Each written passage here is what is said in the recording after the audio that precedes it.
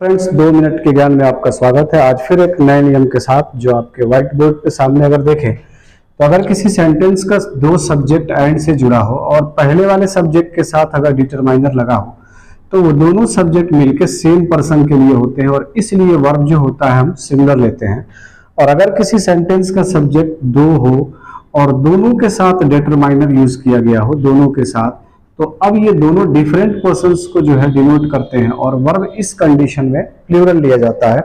अगर कुछ एग्जांपल्स देखें तो यहाँ दिया गया the poet and critic is और आर आपके ऑप्शन में है कमिंग।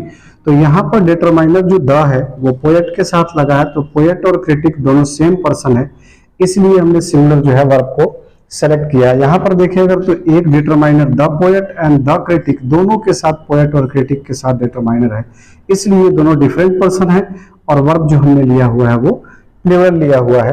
यहाँ पर फिर तीसरा जो एग्जाम्पल थर्ड में अगर माई अंकल एंड गार्जियन, अगर आप देखें तो डिटरमाइनर सिर्फ अंकल के साथ है, तो एक ही पर्सन है अंकल और गार्जियन, इसलिए सिमिलर होने की वजह से वर्ब को हमने सिमिलर काउंट किया है।